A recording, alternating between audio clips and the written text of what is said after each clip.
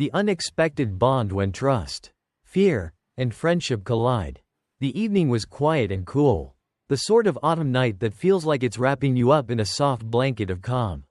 As I walked home, leaves crunching under my feet, I thought of Brian, my partner, my best friend, my steady anchor in a world that sometimes felt overwhelming. But tonight, as I thought about him, a shadow of worry had slipped into my mind. It was all so sudden. This was supposed to be the part of our life where things felt certain, where we'd finally settled into each other, grown together from 2 to 1. But there was something that had started to disturb the stillness of our days. Her name was Liz. We met at university, and from the beginning, our connection had felt both effortless and profound. Brian was a steady presence, a thoughtful listener, and someone who never failed to make me laugh. Our friendship had blossomed into love slowly, quietly, like a flower unfolding at dawn. For years, it had felt like we were two halves of the same soul. A perfect match. Our story was a beautiful one, full of late-night study sessions, shared cups of coffee, and countless conversations about our dreams for the future. After grad school, life had moved on to new chapters. Brian and I had been through a lot, moving to a new city, finding jobs, making a home together. I trusted him implicitly, and he trusted me. And then he started his new job. And soon afterward, he met Liz. At first, I barely registered her name. She's just a friend, I reminded myself whenever I noticed how often Brian mentioned her in passing. I even liked hearing him talk about work. His stories about his coworkers were part of our nightly routine. It was our way of letting each other into our daily lives.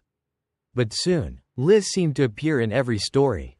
Liz suggested this, or Liz thought that was funny, and Liz is really good at organizing things. Each mention was innocent enough, but taken together, they painted a picture of a relationship that seemed a little too close. One evening, as I listened to him talk about a shared project with Liz, I couldn't ignore the unease bubbling inside me. It was irrational, I told myself, just a trick of my imagination. But my instincts were hard to ignore. I felt like I was standing at the edge of something deep and unknown, peering into the shadows, unsure if there was anything there or if it was just my own fear casting those dark shapes.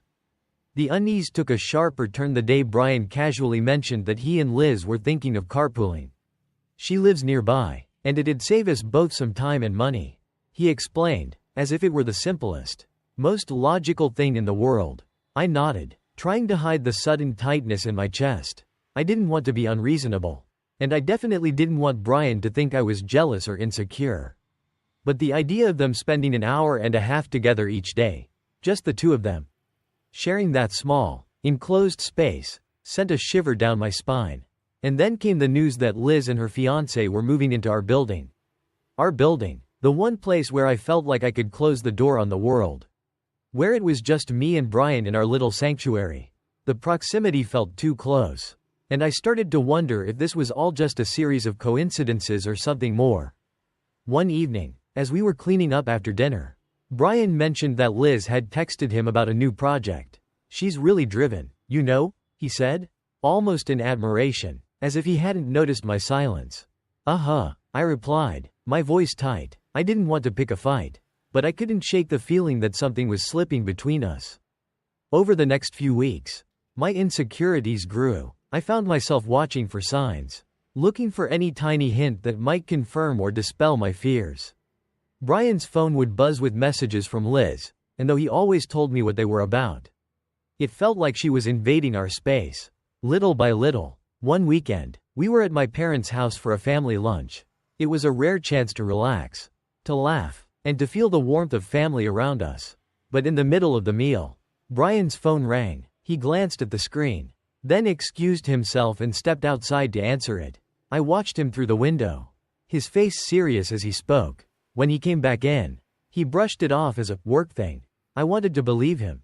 I really did, but that nagging feeling returned, stronger than ever. I started feeling like a stranger in my own relationship, like I was losing my grip on something I had once held so close. I wanted to be understanding, to trust him like I always had, but I couldn't ignore the knot in my stomach whenever I thought of Liz. I hated feeling like this, like some paranoid, insecure version of myself. This wasn't who I was, or at least not who I wanted to be. Finally, One night, I couldn't hold it in any longer. We were lying in bed, the silence stretching between us, and I felt like I was going to burst if I didn't say something. "Brian," I began, my voice shaking slightly, "I need to talk to you about Liz." He turned to look at me, his face a mix of surprise and concern. "What about her?" I don't know. I feel like you're spending a lot of time with her, and I don't want to sound insecure." But my words trailed off, and I felt the tears pricking at the corners of my eyes. Brian reached out, his hand warm on mine. "Hey, I didn't realize you felt that way. Liz is just a friend. You know that, right? She's engaged. And honestly, it's just been nice having someone to talk to about work." I took a deep breath, feeling a weight lift off my chest. "I do know that," I replied softly, "but maybe, could I meet her? Maybe if I got to know her, I'd feel more comfortable." Brian's face lit up. "That's a great idea. I'll set something up. How about we all go out for drinks this weekend?" The tension between us eased, and I felt a surge of relief. Maybe this was all in my head, just a phantom of my own insecurities. But now, I was going to meet Liz, and I hoped that would finally put my fears to rest. The weekend came, and Brian and I met Liz and her fiancé, Tom, at a cozy bar in town. Liz was warm and friendly, her smile genuine as she greeted me. As we talked, I found myself relaxing. She wasn't the person I had imagined in my head. She talked openly about her fiancé and their plans for the future. And I started to see her as someone who shared the same hopes and dreams that Brian and I did. Over the next few weeks, Liz and I grew closer. We began to meet for coffee, exchanging stories about work and life. She even joined Brian and me for a couple's dinner, where we laughed and shared memories like old friends. Slowly, I started to see her not as a threat but as someone who genuinely cared about Brian and respected our relationship. One evening, Brian surprised me with a romantic dinner at one of our favorite restaurants. I could feel his nerves as he fidgeted with his napkin, his hands shaking slightly, and then, he took a deep breath, looked into my eyes, and asked the question I had been hoping for, "Will you marry me?" I felt tears streaming down my face as I nodded, unable to speak. This was the moment I had dreamed of, the culmination of all the love and trust we had built together. The next day, Liz came by to congratulate us, and I hugged her tightly, grateful for the friendship that had blossomed between us. In the end, she hadn't been a threat but a reminder of the strength of my relationship with Brian. A testament to the power of trust and open communication.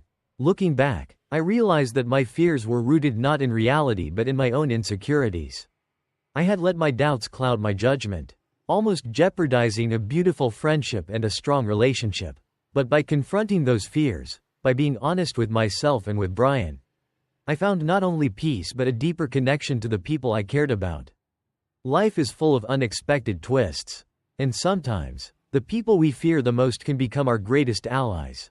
Trust isn't something that's given, it's something that's built, brick by brick, conversation by conversation, and sometimes, the only way to truly strengthen a bond is to let others into your life, even if it feels uncomfortable at first.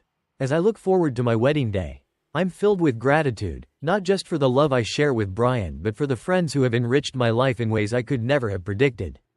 Liz, once a source of doubt, has become a cherished friend, a reminder that trust and love can grow in the most unexpected places. The price of truth: a family's journey through love, loss, and unconditional support. In a quiet home, nestled in a small town, a single mother raised her 2 children with all the love and patience she could muster. Life hadn't been easy. She had lost her husband a decade ago. And since then, her only family ties were her children and her aging parents. Although her parents were wealthy and provided generously for their grandchildren, their support was conditional. It was bound by traditional values and a demand for obedience, traits they cherished above all else. Her parents, like many of their generation, held on tightly to their beliefs, considering themselves pillars of society's values. They attended church every Sunday, believing it symbolized their goodness.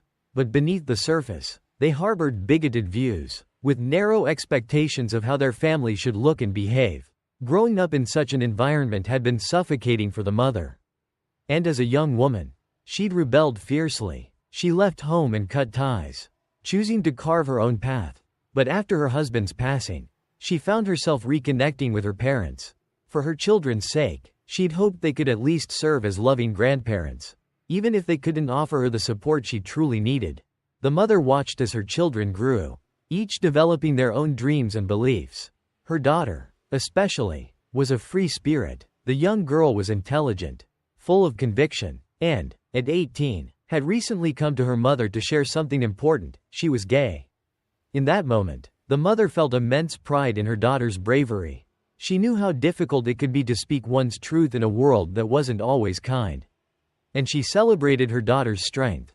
Yet, as the daughter expressed her desire to tell her grandparents, a sense of dread filled the mother's heart. She knew her parents would not react with acceptance. Their beliefs ran too deep. And while they might claim to love their family, that love had boundaries. Her daughter was set to inherit a significant fortune, which could guarantee her a bright future, college without loans, financial stability, and a comfortable life. The mother had no way of matching that support. Their financial security had always come from the grandparents' wealth. And so, she gently cautioned her daughter, explaining that coming out to her grandparents could risk all of it. The daughter was conflicted. She valued authenticity and believed that hiding such an important part of herself would be dishonest. And so, despite her mother's warnings, she held firm to her belief that honesty was worth the risk. She imagined a scenario where her grandparents would come to understand her, accepting her identity out of love. The evening came when her grandparents joined them for dinner. After dessert, in a moment of bravery, she stood up and told them the truth. She had prepared a heartfelt speech, explaining how the world was changing, how people now embraced love in all its forms, and how she hoped they would accept her as she was. But her words were met with a cold silence. Her grandparents simply rose, gathered their belongings, and left without a word. That night marked the beginning of a painful journey. In the following days, the family received the news that the grandparents had officially disowned her daughter. They canceled her phone plan, repossessed the car they had provided, and, worst of all, removed her from their will. The financial security her mother had long worried about was gone in an instant. Suddenly, the future looked uncertain and fraught with challenges. The daughter's once bright path had darkened, and she now faced the daunting prospect of loans, jobs, and financial hardship. The devastation hit her hard, but her anger found a new target: her mother. In her pain, she lashed out, blaming her mother for everything. She felt betrayed, accusing her mother of prioritizing money over her happiness, of not supporting her, and of trying to keep her in the closet. The mother, already reeling from the fallout, struggled to stay calm. She knew her daughter's anger was a manifestation of hurt, but it cut deep. She had only wanted to protect her, to help her navigate a world that was not yet ready to accept her fully. Their once peaceful home turned into a place of constant tension, with arguments breaking out daily. Her son, feeling the strain, withdrew, trying to avoid the chaos that had taken over.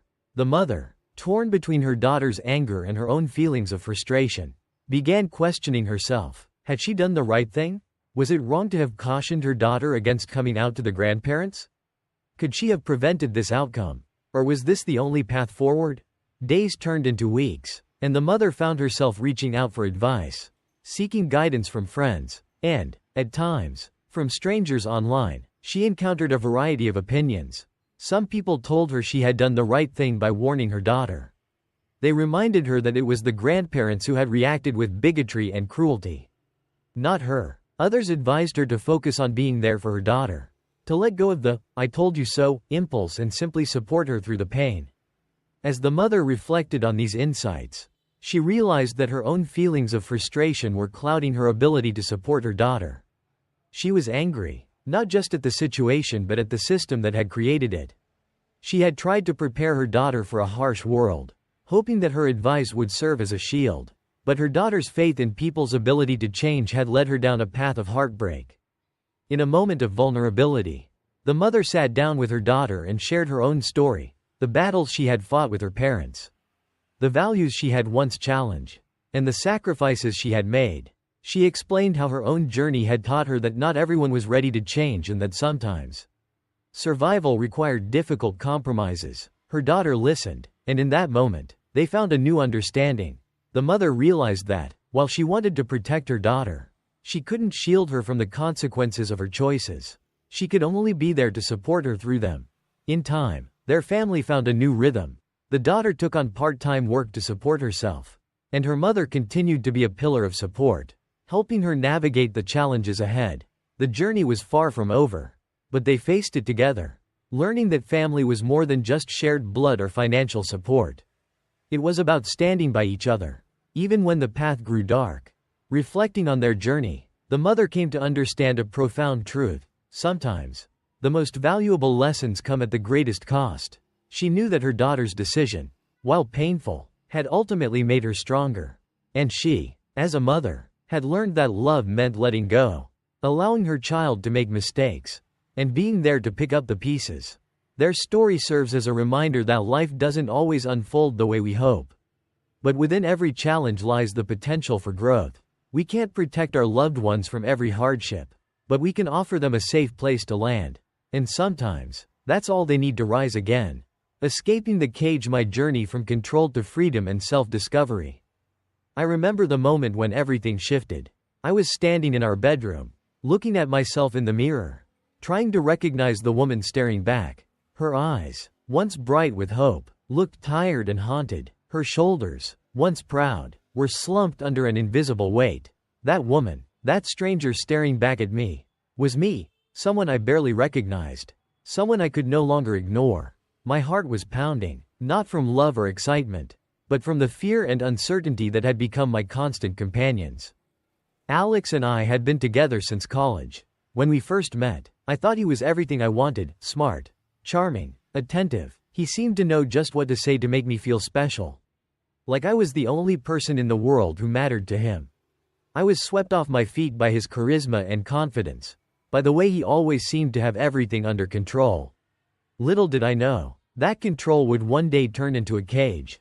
In the beginning, things were perfect. He was my best friend, my confidant. We laughed together, shared our dreams, and I genuinely believed we had a future built on love and respect.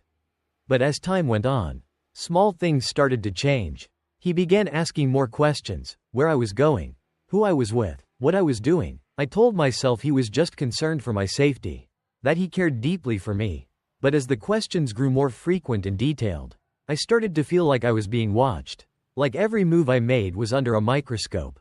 One evening, he asked me to share my location with him at all times. I laughed it off, thinking he was joking, but his expression remained serious.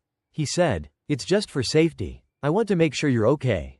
I wanted to believe him, so I did. I shared my location, thinking it would reassure him. But it didn't stop there. Next came the requests to check my phone, to see my messages. He'd scroll through my contacts, my social media, even my emails, searching for something that he never found. When I asked him why he felt the need to do this, he would simply say, "I just want to make sure you're safe. You never know who you can trust these days." His control grew, slowly but steadily, until it seeped into every part of my life. He began managing our finances, convincing me that he was more capable and that it would relieve me of the burden. Reluctantly, I let him take over, even linking my bank account to his. But I quickly realized that this was a mistake. As he began monitoring every single purchase, every dollar I spent, he would ask, "Why did you buy this?" Or, "Do you really need that?" It felt like I was living with a guardian rather than a partner. And every decision I made was scrutinized. Our arguments became a daily occurrence. Each time, I tried to defend myself, to push back, but he always found a way to twist my words, to make me doubt myself. I began to feel like I was losing my grip on reality. Like maybe I was the one who was wrong. Maybe I was too sensitive, too paranoid. I tried to convince myself that he was just trying to protect me, that this was his way of showing love. But deep down, I knew it wasn't right. The breaking point came just before he left for a work trip. He handed me a small tracking device and asked me to wear it on my waistband so he could keep an eye on me. The absurdity of the request made my stomach turn. This wasn't love, this was control. Pure and simple. I knew, in that moment, that I couldn't continue like this. I had to find a way out, to reclaim my life before it slipped away completely. With Alex away for 2 weeks, I finally had the opportunity to act. I knew I had to be careful, to plan every step without tipping him off. My heart raced as I thought about everything I needed to do: find a place to live, secure my finances, gather my belongings, And most importantly, find a way to leave undetected.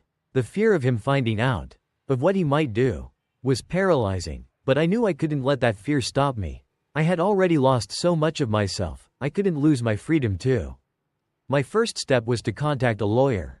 Someone who could help me navigate the legal side of things. I wanted to file for divorce. To make a clean break. But even that was complicated. Alex had always warned me that if I ever tried to leave him, he would make it as difficult as possible. He kept a completed set of divorce papers on his desk, always threatening to file them if I betrayed him in any way. But I didn't let that deter me. I knew I needed to take control of my life, to do what was best for me. Next, I spoke to my manager at work. I explained my situation, as much as I could without revealing too many details. Thankfully, they were supportive and offered to look into transfer options for me. It felt like a small victory. A glimmer of hope that maybe, just maybe, I could start fresh somewhere far away. I knew I couldn't rely on friends or family for help. Alex had isolated me from them over the years. And we shared most of our friends. I was on my own. But I was determined to make it through. As I prepared for my escape, I began to see just how deep his control went. I found hidden cameras in the house. One in the kitchen, another in the living room, and even one in our bedroom. I felt violated, as though every private moment had been invaded, watched. It was a chilling reminder of just how far he was willing to go to maintain his hold over me. But I left the cameras where they were, not wanting to alert him to my plan. Instead, I did my planning in secret, pretending to take long baths where I could gather my thoughts without being watched. With each step I took, I felt a mix of fear and empowerment. I knew I was walking a dangerous line. That one wrong move could unravel everything. But I couldn't let that stop me. I had already sacrificed so much, my happiness, my independence, my sense of self. I wasn't willing to sacrifice my future too. The day finally came. The moving truck arrived in the middle of a thunderstorm, and I used the cover of the storm to load my things quickly and quietly. I left behind anything that would tie me to Alex, anything that wasn't essential. My heart pounded as I looked around the empty house one last time. It felt surreal, like a chapter of my life was closing, and I was stepping into the unknown. But I knew, deep down, that this was the right decision. Leaving was just the beginning. Adjusting to life on my own was harder than I expected. I found myself constantly looking over my shoulder, questioning my every move. I was so used to living under Alex's scrutiny that I didn't know how to trust myself anymore. Simple things, like going out to eat or buying something for myself, felt foreign, like I was breaking some unspoken rule. I had to remind myself that I was free now, that I didn't have to answer to anyone but myself. The journey to reclaiming my life was long and challenging, but with each passing day, I felt a little stronger, a little more like myself. I realized that the real battle wasn't just about leaving Alex, it was about rebuilding my sense of self, about learning to trust my instincts again. Looking back, I can see now that control was never love. Love doesn't suffocate, it doesn't restrict, it doesn't demand submission. True love is built on trust, respect, and freedom, the very things that Alex had stripped away from me. It took me a long time to understand that, to see that I deserved better.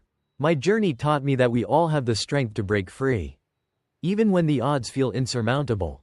It taught me that fear can be a powerful motivator, but so can hope. And most importantly, it taught me that we are all worthy of love and respect, especially from ourselves.